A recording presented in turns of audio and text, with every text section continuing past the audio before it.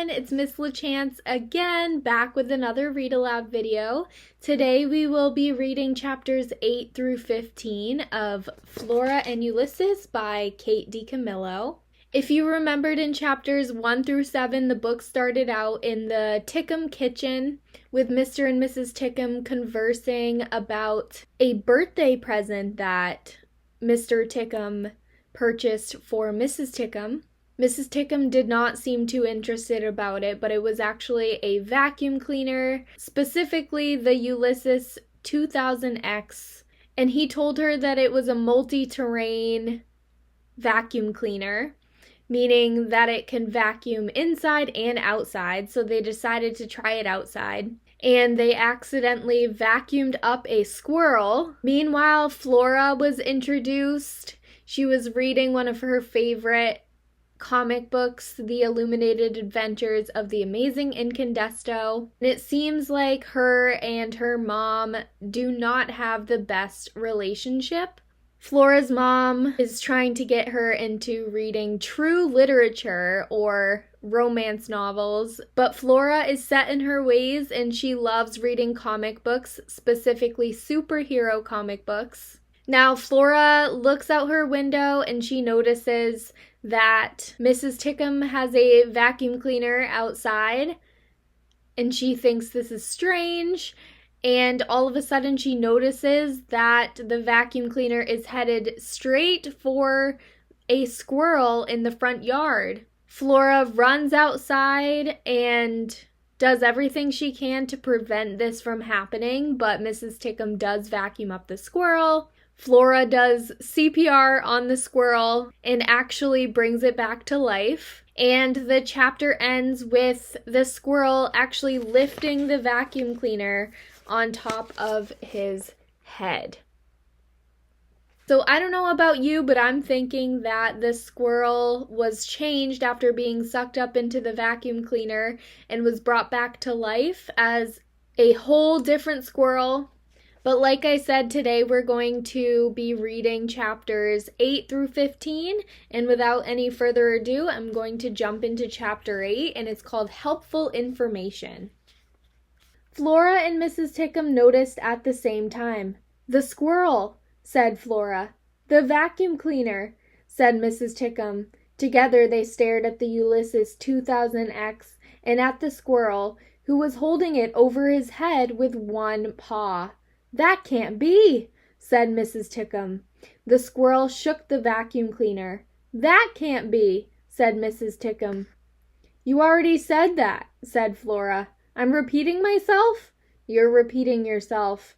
"Maybe I have a brain tumor," said Mrs. Tickham. It was certainly possible that Mrs. Tickham had a brain tumor. Flora knew from reading Terrible Things Can Happen to You that a surprising number of people were walking around with tumors in their brains and didn't even know it. That was the thing about tragedy. It was just sitting there, keeping you company, waiting, and you had absolutely no idea. This was the kind of helpful information you could get from the comics if you paid attention. The other kind of information that you absorbed from the regular reading of comics, most particular from the regular reading of The Illuminated Adventures of the Amazing Incandesto, was that impossible things happened all the time. For instance, heroes, superheroes, were born of ridiculous and unlikely circumstances. Spider bites, chemical spills, planetary dislocation, and, in the case of Alfred T. Slipper, from accidental submersion into an industrial-sized vat of cleaning solution called Incandesto, the cleaning professional's hard-working friend. "I don't think you have a brain tumor," said Flora. "There might be another explanation." "Uh-huh," said Mrs. Tickham. "What's the other explanation?" "Have you ever heard of Incandesto?" "What?" said Mrs. Tickham. "Who," said Flora. "Incandesto is a who. He's a superhero." "Right," said Mrs. Tickham. "And your point is?" Flora raised her right hand. She pointed with a single finger at the squirrel. "Surely you're not implying," said Mrs. Tickham. The squirrel lowered the vacuum cleaner to the ground. He held himself very still. He considered both of them. His whiskers twitched and trembled. There were cracker crumbs on his head. He was a squirrel. Could he be a superhero too? Alfred T. Slipper was a janitor. Most of the time people looked right past him. Sometimes, often in fact, they treated him with disdain. They had no idea of the astonishing acts of heroism the blinding light contained within his outward humdrum disguise. Only Alfred's parakeet, Dolores, knew who he was and what he could do. "The world will misunderstand him," said Flora. "You bet it will," said Mrs. Tickum. "Tootie!" shouted Mr. Tickum from the back door. "Tootie, I'm hungry!" Tootie? What a ridiculous name! Flora couldn't resist the urge to say it out loud. "Tootie," she said. "Tootie Tickum. Listen, Tootie, go inside, feed your husband. Say nothing to him or anyone else about any of this." "Right," said Tootie. "Say nothing. Feed my husband. Okay, right." She began walking slowly toward the house. Mr. Tickum called out, "Are you done vacuuming? What about the Ulysses? Are you just going to leave it sitting there?" "Ulysses," whispered Flora.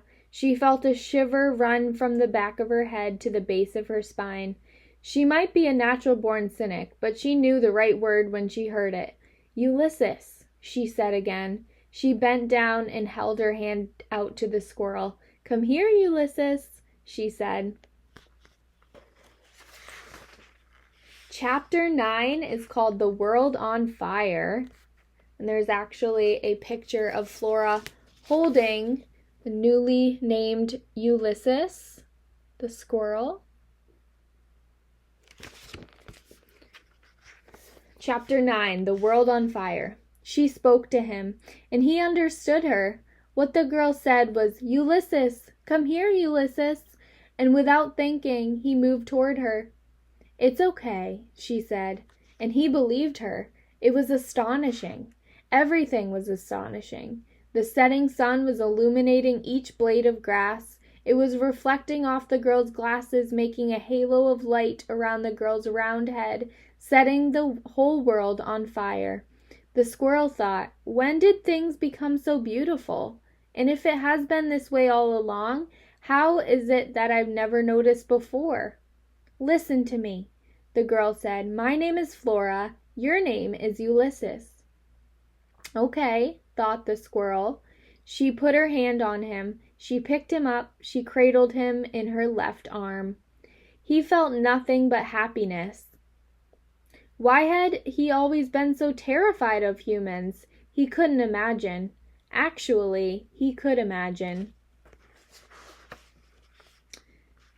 There had been that time with the boy and the BB gun. There had truthfully been a lot of incidents with humans, some involving BB guns, some not, and all of them had been violent, terrifying, and soul-destroying. But this was a new life, and he was a changed squirrel. He felt spectacular, strong, smart, capable, and also hungry. He was very, very hungry. Chapter 10 is called Squirrel Smuggling. Flora's mother was in the kitchen. She was typing. She wrote on an old typewriter, and when she pounded the keys, the kitchen table shook, and the plates on the shelves rattled, and the silverware in the drawers cried out in a metallic kind of alarm. Flora had decided that this was part of the reason her parents had divorced. Not the noise or the writing, but the writing itself, specifically the writing of romance. Flora's father had said, "I think your mother is so in love with her books about love that she doesn't even love me anymore." And her mother had said, "Ha! Your father is so far off in left field that he wouldn't recognize love if it stood up in his soup and sang." Flora had a hard time imagining what love would be doing standing in a bowl of soup and singing. But these were the kinds of idiotic words her parents spoke. and they had said the words to each other, even though they were pretending that they were talking to Flora. It was all very annoying. "What are you doing?" her mother said to Flora. She was sucking on a pitcher pop. It made her words sound rocky and sharp-edged. Her mother used to smoke, and then she stopped. But she still had to have something in her mouth when she typed, so she consumed a lot of pitcher pops. This one was orange-flavored. Flora could smell it. "Oh, nothing," said Flora. She glanced at the squirrel in her arms. "Good," said her mother. She whacked the carriage return on the typewriter without looking up. She kept typing. "Are you still standing there?" her mother said. She typed some more words. She hit the carriage return again. "I'm on a dead line here. It's hard to concentrate with you standing over me, breathing like that." "I could stop breathing," said Flora. "Oh, don't be ridiculous," said her mother. "Go upstairs and wash your hands. We're going to eat soon." "Okay," said Flora. She walked past her mother and into the living room, still carrying Ulysses in the crook of her arm. It didn't seem possible, but it was true. She had smuggled a squirrel into the house. And she had done it right under her mother's nose, or behind her back, or something. In the living room at the base of the stairs, the little shepherdess lamp was waiting, a pink-cheeked smirk plastered on her face. Flora hated the little shepherdess. Her mother had bought the lamp with her first royalty check from the first book on Feathered Wings of Joy, which was the stupidest title for a book that Flora had ever heard in her life.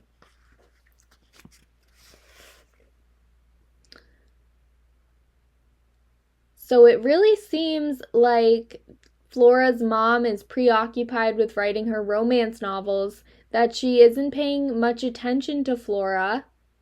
And Flora is definitely picking up on this. And she's thinking that this might have a reason to do with why her parents got divorced in the first place. Her mother had sent away to London for the lamp. When it arrived, she unpacked it and plugged it in. And then she clapped her hands and said, "Oh, she's so beautiful! Isn't she beautiful? I love her with all my heart." Flora's mother never called Flora beautiful. She never said that she loved her with all her heart. Luckily, Flora was a cynic and didn't care whether her mother loved her or not. "I think that I will call her Mary Ann," her mother had said. "Mary Ann?" said Flora. "You're going to name a lamp?" "Mary Ann, shepherdess to the lost," said her mother. "Who's lost exactly?" said Flora. But her mother hadn't bothered to answer that question. "This," Flora said to the squirrel, "is the little shepherdess. Her name is Mary Ann. Unfortunately, she lives here too." The squirrel considered Mary Ann. Flora narrowed her eyes and stared at the lamp. She knew that it was ridiculous, but sometimes she felt as if Mary Ann knew something that she didn't know. That little shepherdess was keeping some dark and terrible secret. "You stupid lamp," said Flora. "Mind your own business. Mind your sheep." Actually, there was just one sheep, a tiny lamb curled up at Mary Ann's pink slippered feet. Flora always wanted to say to the little shepherdess, "If you're such a great shepherdess, where are the rest of your sheep, huh? You can just ignore her," said Flora to Ulysses. She turned away from the smug and glowing Mary Ann and climbed the stairs to her room, holding Ulysses gently, carefully in her arms. He didn't glow, but he was surprisingly warm for someone so small. Chapter 11 is called A Gigantic Vat of Incandesto. She put Ulysses down on her bed, and he looked even smaller sitting there in the bright overhead light. He also looked pretty bald. "Good grief," said Flora. The squirrel certainly didn't look very heroic. But then neither did the nearsighted, unassuming janitor, Alfred T. Slipper. Ulysses looked up at Flora, and then he looked down at his tail. He lowered his nose and sniffed along the length of it. "I'm hoping that you can understand me," said Flora. The squirrel raised his head. He stared at her. "Wow," said Flora. "Great, okay. I can't understand you, and that's a small problem, but we'll figure out a way to communicate, okay? Nod at me if you understand what I'm saying, like this." Flora nodded, and Ulysses nodded back. Flora's heart leaped up high in her chest. "I'm going to try and explain everything that happened to you. Okay?" Ulysses nodded his head very fast. And again, Flora's heart leaped up high inside of her in a hopeful and extremely uncynical kind of way. She closed her eyes. "Don't hope," she told her heart. "Do not hope. Instead, observe." "Do not hope, instead observe" was a piece of advice that appeared often in Terrible Things Can Happen to You. According to Terrible Things, hope sometimes got in the way of action. For instance, if you looked at your elderly Aunt Edith choking on a piece of steak from the all-you-can-eat buffet and you told yourself, "Man, I sure hope she's not choking," you would waste several valuable life-saving Heimlich maneuver performing seconds. "Do not hope, instead observe" were the words that Flora, as a cynic, found useful in the extreme. She repeated them to herself a lot. "Okay," said Flora. She opened her eyes. She looked at the squirrel. "What happened is that you got vacuumed. And because you got vacuumed, you might have, powers." Ulysses gave her a questioning look. "Do you know what a superhero is?" The squirrel continued to stare at her. "Right," said Flora. "Of course you don't. A superhero is someone with special powers, and he uses those powers to fight the forces of darkness and evil, like Alfred T. Slipper, who is also Incandesto." Ulysses blinked several times in a nervous kind of way.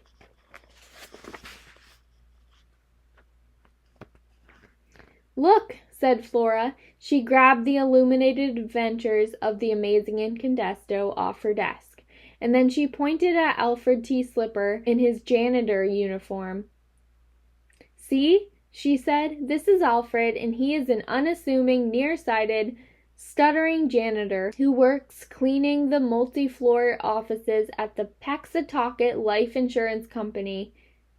He lives a quiet life in his studio apartment with only his parakeet Dolores for company." Ulysses looked down at the picture of Alfred and then up at Flora.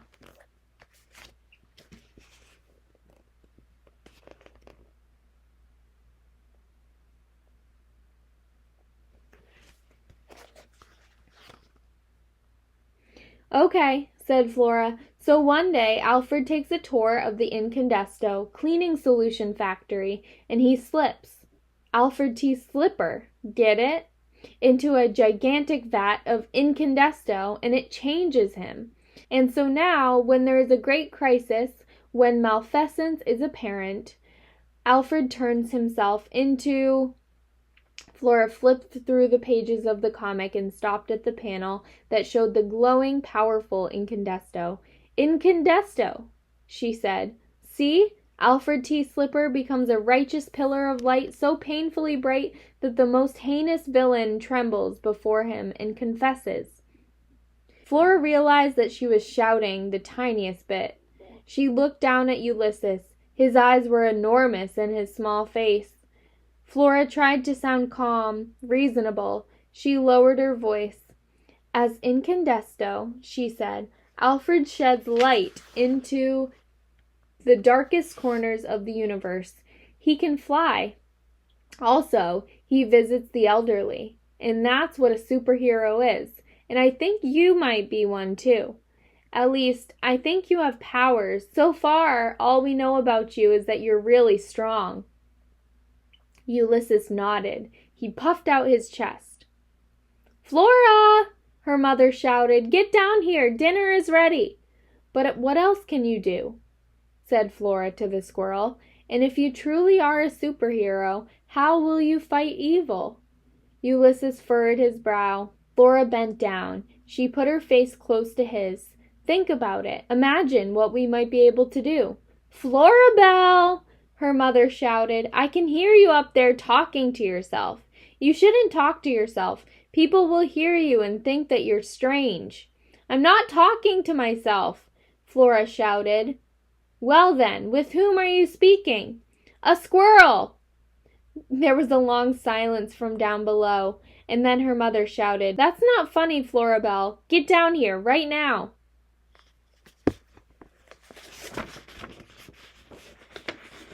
When Flora came back upstairs after dinner, she found Ulysses curled up in a tight little ball, sleeping on her pillow. She put out her hand and touched his forehead with one finger. His eyes twitched, but they didn't open.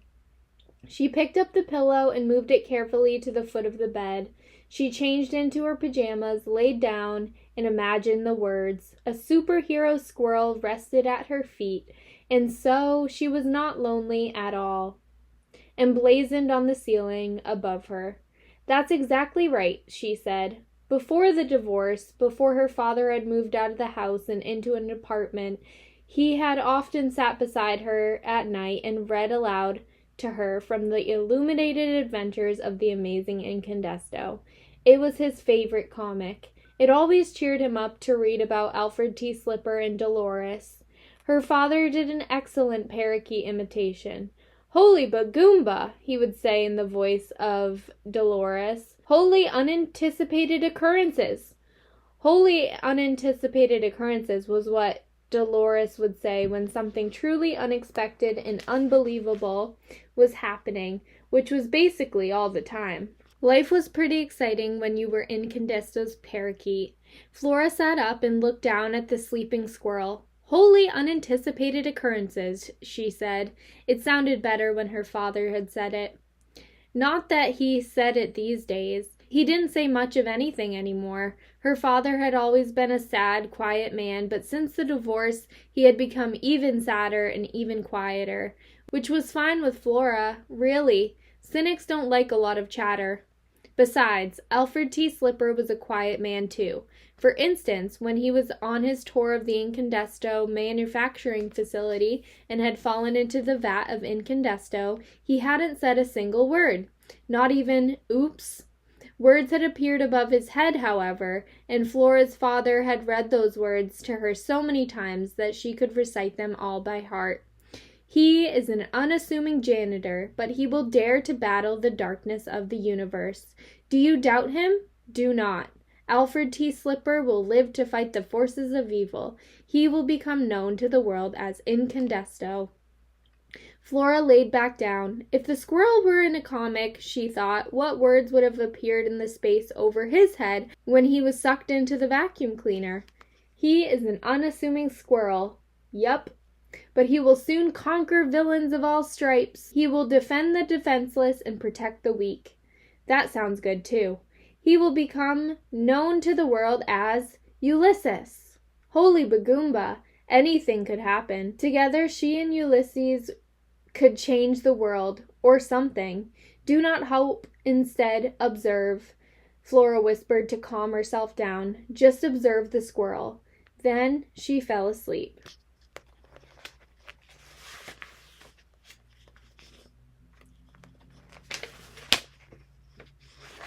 Chapter 13 is called The Typewriter. He woke in darkness. His heart was beating very fast. Something had happened. What was it? He couldn't think. He was just too hungry to think. He sat up and looked around the room. He was in bed and Flora's feet were in his face. She was snoring. He could see the outline of her round head. He loved that head.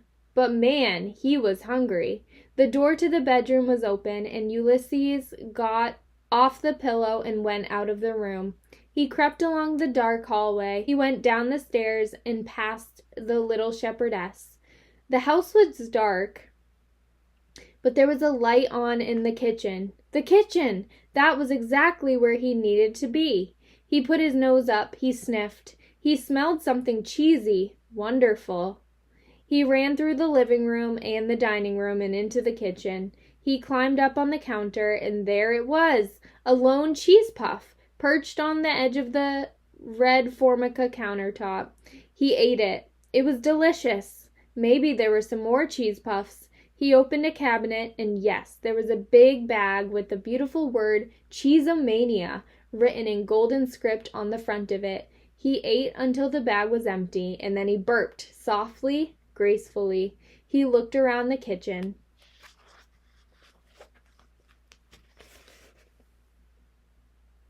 So after eating the cheese puffs, he's looking around the kitchen, and then he stumbles across this typewriter, Flora's mom's typewriter.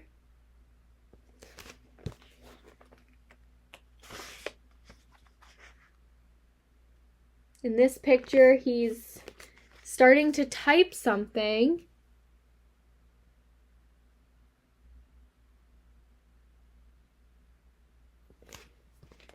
And below that, there are some words that say, "In the darkened kitchen, the unassuming squirrel walked slowly. His whiskers trembled, his heart sang. Was he fighting evil? Who could say?" Chapter 14 is called Squirtle. "Flora Belle Buckman, get down here right now!" "Don't call me Flora Belle," Flora muttered. She opened her eyes. The room was bright with sunlight. She had been dreaming something wonderful. What was it? She had been dreaming about a squirrel. In her dream, he was flying with his legs straight out in front of him and his tail straight out behind him. He was a squirrel on his way to save someone. He looked supremely, magnificently heroic.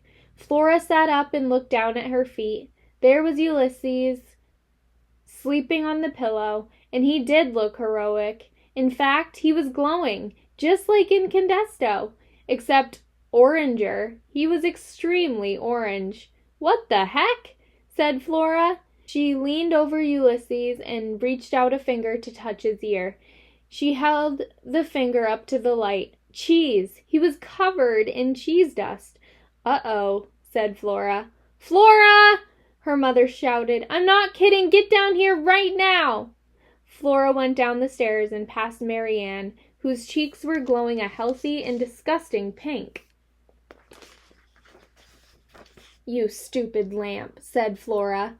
"Now!" shouted Flora's mother. Flora broke into a trot. She found her mother standing in the kitchen in her bathrobe, staring at the typewriter. "What's this?"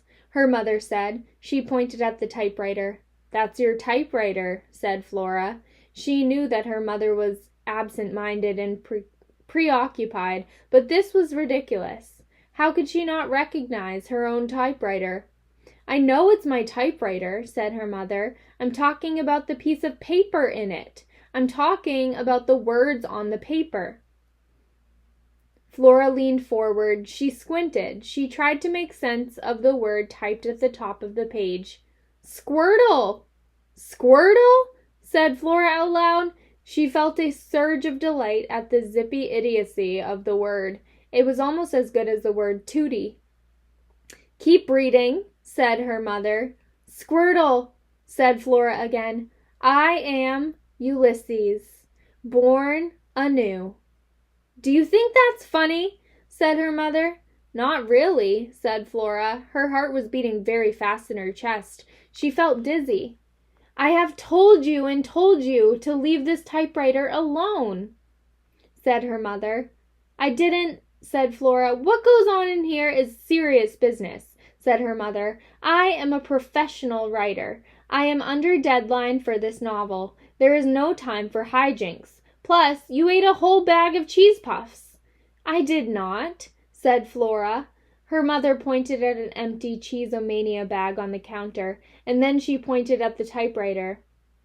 Flora's mother liked to point at things. "You left cheese dust all over the typewriter. That's disrespectful, and you simply cannot eat a whole bag of cheese puffs. It's not healthy. You'll become stout." "I didn't," said Flora, but then another wave of dizziness came over her. The squirrel could type? Wholly unanticipated occurrences. "I'm sorry," said Flora in a small voice. "Well," said her mother. She raised her finger. She was obviously getting ready to point at something again. Fortunately, the doorbell rang.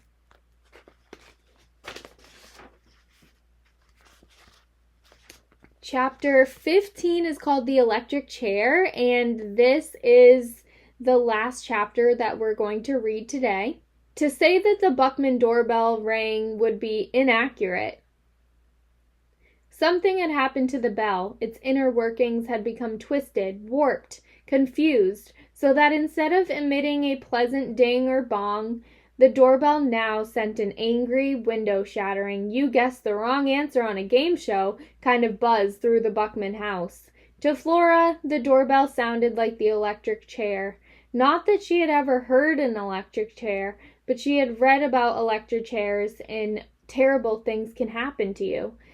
That particular installment of the comic had not contained any advice other than that it would be best to avoid getting to a place in your life where you might have to face the electric chair and any noises it was capable of making. Flora had found it to be vaguely threatening and not at all useful issue of terrible things. "That's your father," said Flora's mother. "He rings that doorbell to make me feel guilty." The doorbell buzzed and crackled again. "See?" said her mother. Flora didn't see. How could one person ringing a doorbell make another person feel guilty? It was ridiculous. But then, just about everything that Flora's mother said or wrote sounded faintly ridiculous to Flora. For example, on Feathered Wings of Joy. "Since when did joy have feathered wings?"